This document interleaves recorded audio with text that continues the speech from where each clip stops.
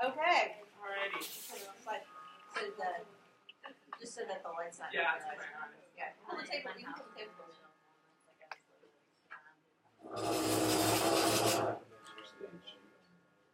Okay.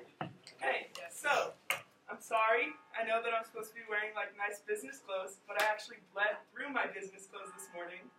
So I had to wear leggings. It was really pleasant. That probably made most of you pretty uncomfortable, right? Talking about periods. So that's why today we're going to talk about periods.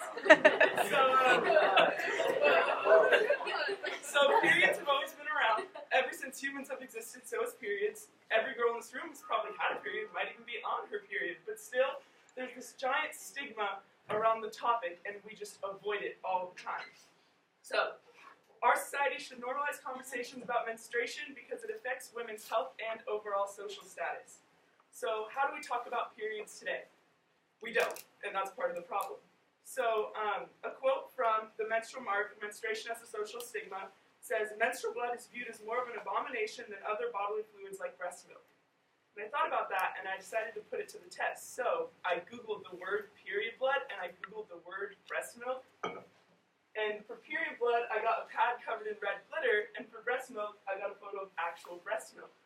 And so it's interesting to see that they're very similar in the fact that it has to do with women, and it really doesn't affect men, and it's kind of just like not everyone has it all the time. But one we avoid, and the other, there was like hundreds of photos of breast milk, and there was barely any photos of period blood. So another problem with how we talk about period blood is in advertisements. And so advertisements, when you think about it, don't say the word period, they don't bring up symptoms of periods, they just talk about their product and like absorption and comfort. And basically the whole central idea of all these advertisements is hiding the fact that your period exists. So an example of this is, that is actually an Always Ultra ad, and they don't even use red liquid, like they use blue liquid, which is like odd when you think about it. It looks like you're spilling like Kool-Aid on your pad, which like doesn't really make any sense because we know like what the pad's like what it's doing. Like why not just use like red liquid or like clear liquid or like anything? Like it's weird that it's blue. And so another example of this is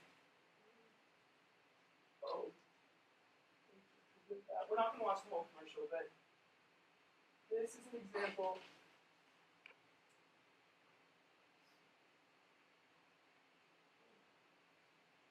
Oh, it's right here.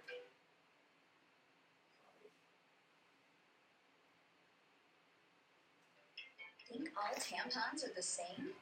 Tampax Pearl opens widthwise.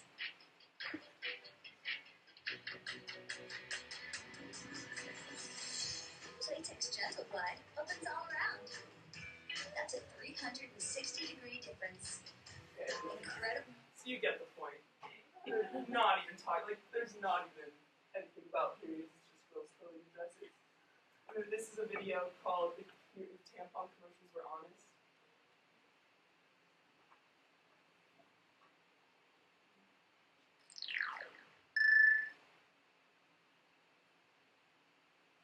Hello, ladies.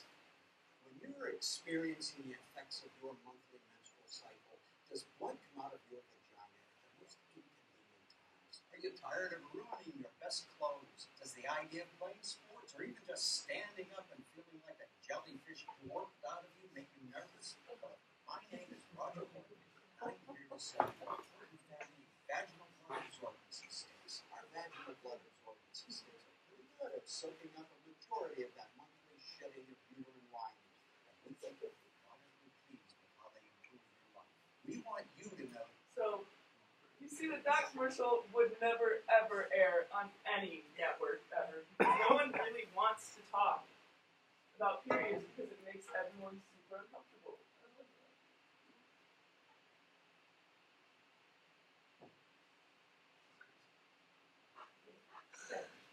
So this all combines into a major part of the problem, which is that ads play on women's fear of being discovered as menstruating because discovery means stigma.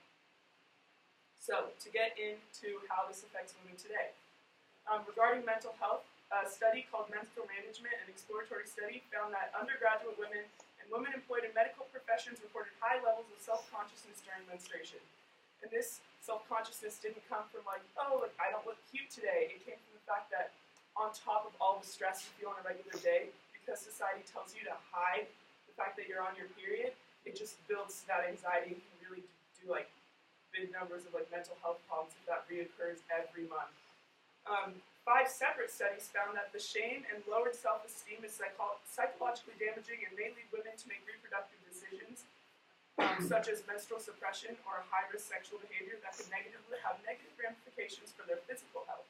So if you ask most girls, do you want to have a period, most will say no, and a lot of girls take birth control to get rid of their periods. Sometimes that is actually for medical reasons, so I'm not saying taking birth control to get rid of your periods is a bad option. I'm just saying part of it's like kind of this social stigma of I don't want to have a period, I don't want people to know I'm on my period. It's just like we try and hide it so much.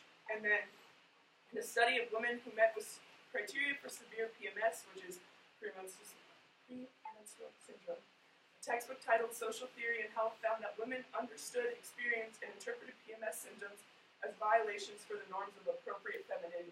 So when you think of what happens in PMS, you can get really angry, you can start to kind of have like waves of emotions, you can kind of be a little bit irritable, you're not really like ladylike, and so that starts to contribute to the fact of social status and how like something that's so specific to women makes them feel like less of a woman, which is interesting. And so regarding social status, the way that periods contribute to that is that it contributes to the fact that women are always viewed as less than men.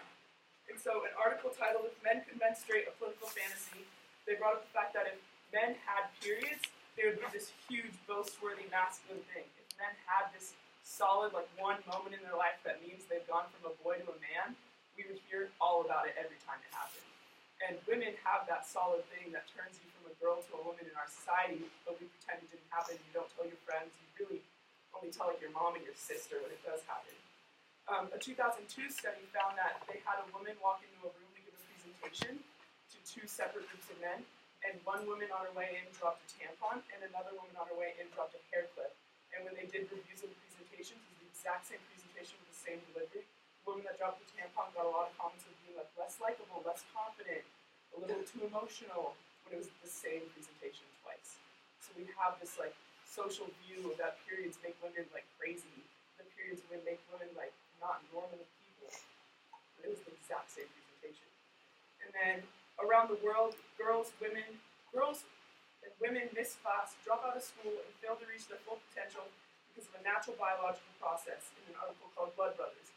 So we think about that, and I don't know about you, but I've stayed home from school because of my period, because I bled through a tampon or a pad, and I had blood on my legs, and I didn't want anyone to know my period existed, so you go home. You miss class because you're scared of this thing that you know every single person that's your gender is going through. And lastly, the thing that inspired me to do the speech was this video called this documentary called Period End of Sentence, and it talks about how in other countries, especially India, while on their period, many women face way more discrimination than we do. They're not allowed to cook, they're not allowed to visit temples, they're not allowed to do anything because they're seen as contaminated. But there is hope because they actually won an Oscar for Best Documentary Short, which is kind of amazing that like a topic we don't talk about won an Oscar. And then, so what can we do? Because this problem really needs to get fixed before we bring more people into this world, and I don't want to have a daughter that grows up in a world where she can't talk about a period. Girls, you need to find the power in your own body. You need to not be ashamed of something that we all deal with. Every single person in this room is a girl that's had her period. Don't be scared of that. And boys, let's be frank, without periods, you wouldn't exist. So when your sister, daughter, or any girl comes up to you and says anything about her period, don't say ew, don't change the subject, just listen to her because her concerns are probably pretty valid, and put yourself in her shoes. Not necessarily like the bleeding aspect, but think about being judged for something that's 100% natural and happens to everybody. And to everyone, most of the stigma around periods comes from judgment of others, so don't be part of the problem.